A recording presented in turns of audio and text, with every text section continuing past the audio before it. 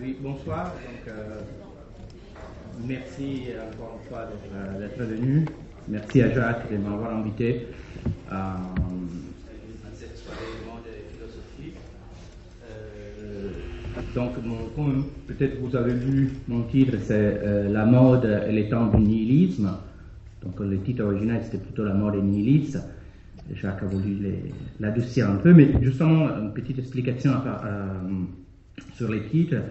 Le nihilisme n'est pas une insulte, donc ni une critique que je vais porter à la mode, évidemment, tout le monde l'a dit, le long de cette journée aussi à Bruxelles, où il y a eu la même journée mode et philosophie à la Cambre. On n'est pas ici, donc personne ici pour critiquer la mode, ce serait trop bête déjà et trop sans aucun intérêt pour apporter les critiques d'un monde superficiel, etc. La traiter au fond comme un objet sociologique, comme une construction sociale. Justement, c'est tous les travers à éviter, justement, parce que traiter la mode comme une construction sociale risque d'embarquer beaucoup des chemins qui faussent exactement l'objet que nous essayons de saisir. Donc, il faut à tout prix, comme préambule, je l'ai dit, merci. Il faut à tout prix donc éviter les pièges d'une pensée critique. Qui d'ailleurs, la pensée critique, c'est un large pan de la pensée contemporaine, qui est une pensée autoréférentielle, donc qui ne peut connaître sans juger, mais qui bien souvent juge sans connaître. Donc, ce mot nihilisme, comme vous allez le voir dans ma conférence, dans un petit texte, c'est justement pour montrer, au contraire de ce que disait Françoise, c'est justement un lien très fort de la mode avec cette fameuse question de la modernité, mais pour moi, c'est une autre modernité. Donc, je ne veux pas dire que la mode et modernité ne forment pas un diade, un couple très, très important, très fort, ontologiquement déterminé, mais pour moi, cette temporalité qui est spécifique à la mode, et qu'on va voir, que moi j'appelle une temporalité de la catastrophe, une temporalité déceptive de la déception, est au fond une temporalité qui est caractéristique, qui est propre à la temporalité de la modernité. Donc, tout au contraire de ce qu'on dit, dans cette surface de la mode, peut-être on peut saisir quelque chose d'essentiel, de fortement, justement, ontologiquement important, pour comprendre qu'est-ce qu'est la modernité, au-delà de la doxa commune qui, justement, trop souvent lie la modernité à cette histoire de la nouveauté. Je vais aussi essayer de démontrer que, justement, le mode est nouveau et modernité est nouveau, ce n'est qu'un moment particulier dans une histoire bien plus profonde qui, justement, lie la modernité plutôt à l'idée de négation et à l'idée de cette temporalité de la déception sur laquelle je vais m'attarder. Mais justement, en gros, c'est paradoxal, c'est la chose qui nous dit que la mode n'est pas si superficielle que ça, parce qu'elle est l'instrument qui arrive à résoudre toute une série de paradoxes qui sont justement des paradoxes caractéristiques et typiques de la modernité. Sur lesquels d'ailleurs François s'est attardé, cet après-midi aussi les autres intervenantes se sont aussi attardées.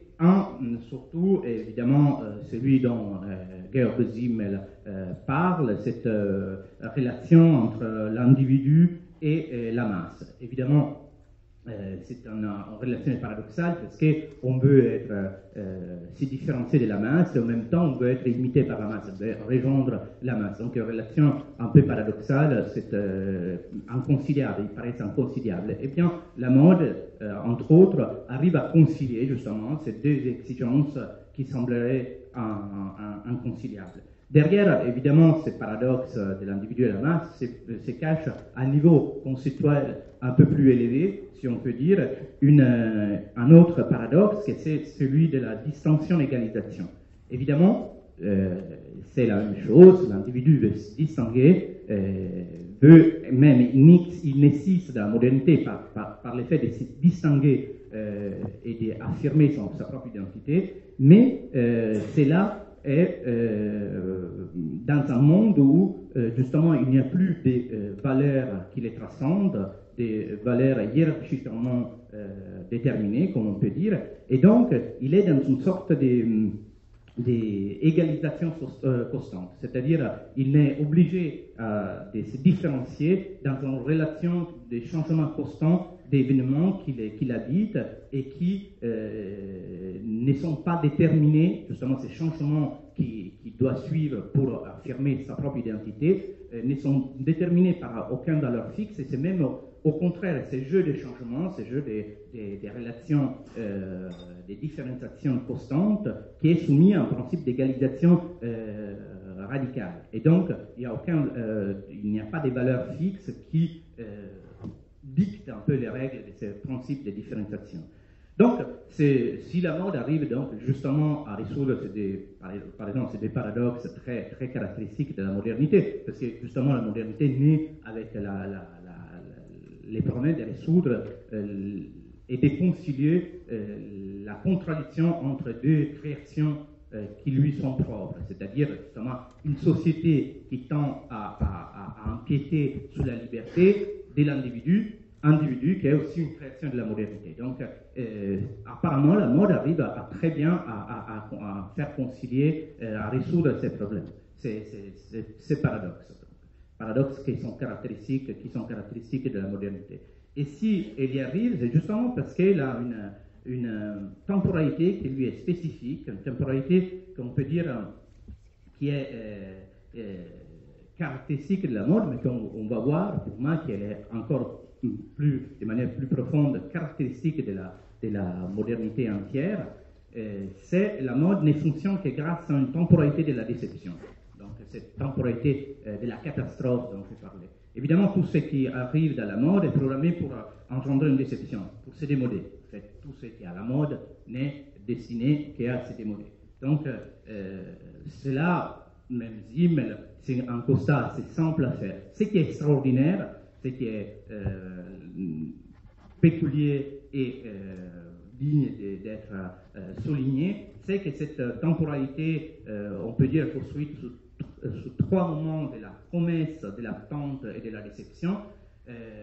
Dans cette temporalité, les moments de la déception n'arrêtent pas ce processus, mais au contraire ne fait que renforcer, de servir comme un volant pour renforcer et relancer la machine. Donc c'est vraiment la déception qui est la force, on peut dire, motrice de la mode.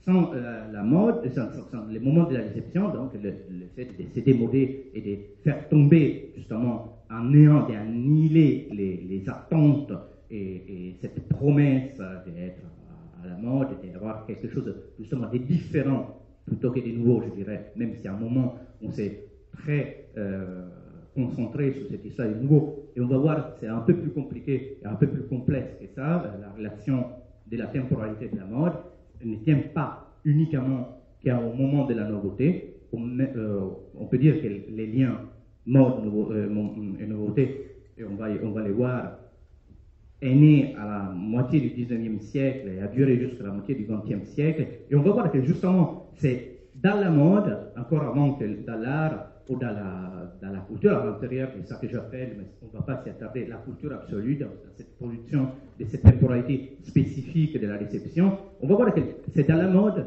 qu'on a compris, qu'on a un peu... on s'est écarté de ces modèles de la nouveauté, mais on va y revenir. Là, c'est juste pour vous faire comprendre comment, justement, c'est dans la négation donc, de l'attente que ce processus peut être productif. Donc, la production ne tient que sous la négation. C'est pour ça la mode et le temps du nihilisme. On peut dire que le néant, avec un mot un peu difficile, est ontologiquement prioritaire à la production. Donc, toute cette production d'événements ne tient que sous la production d'un néant qui les précède pas temporellement tout le temps, mais ontologiquement, c'est-à-dire qu'il leur est implicite. Sans l'existence de ces moments négatifs, tout ce système ne pourrait pas être productif. C'est ça, donc, le paradoxe principal qui peut donc servir à résoudre toute une série de paradoxes. Donc, on peut dire que ça c'est très intéressant parce que ce système-là permet quelque chose d'incroyable, Donc c'est pour ça qu'elle permet la résolution d'une série de paradoxes. Elle permet ce qui est très important pour la modernité, donc pour l'individu, qui est un des produits de la modernité, très important, une libre circulation des contingences, d'événements contingents, donc qui ne tiennent absolument rien, comme François disait, dans la mode, il n'y a rien au-delà de la mode, donc c'est un peu ça. Quand je parle des contingences, je parle de quelque chose qui a une valeur en soi et qui n'est pas déterminé, prédéterminé par toute une structure de valeurs qui est transcendante, comme la région, comme l'État, comme quelque chose qui les dépasse, qui l'oblige à être positionné dans une position, dans un schéma fixe. Cette contingence qui est caractéristique de la modernité est donc subit un processus, on peut dire, de libéralisation. Elle doit être, la circulation d'événements contingents doit être de plus en plus libre et accélérée pour que, comme je vous disais, pour que les moments négatifs soient capables de se retourner à un moment de production. Donc, je ne vais pas m'attarder dans une histoire un peu, qui sera un peu pesante et pas tout à fait facile à faire en 20 minutes de cette libéralisation, de ce processus de libéralisation d'une circulation d'événements contingents, donc qui ne tient pas, ou de la contingence.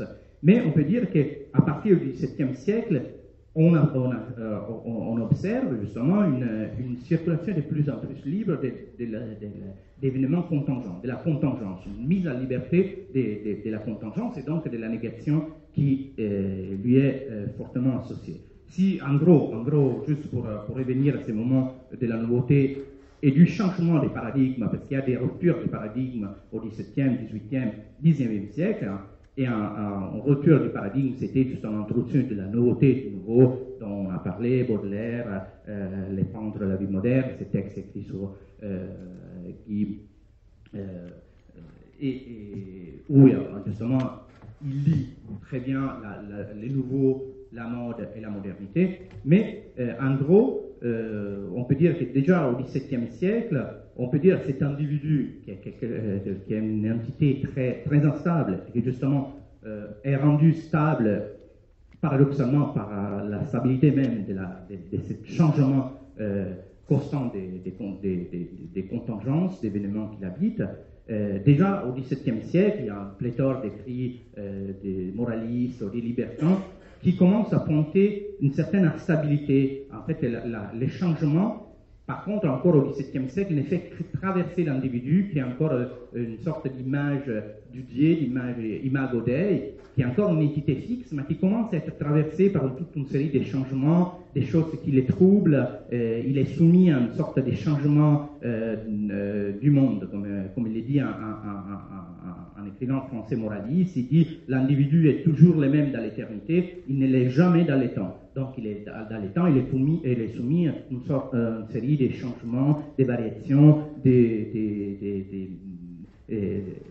aléas de mœurs, de coutumes. Au XVIIIe siècle, l'individu même commence à changer. Il doit changer, il doit aller vers le mieux. Évidemment, les Lumières pointent cette progression justement vers un monde meilleur, vers quelque chose qui doit être, donc il suffit de penser à Condorcet, toutes les Lumières soumettent l'individu à un processus qui est progressif. L'individu doit changer lui-même parce qu'il doit s'améliorer.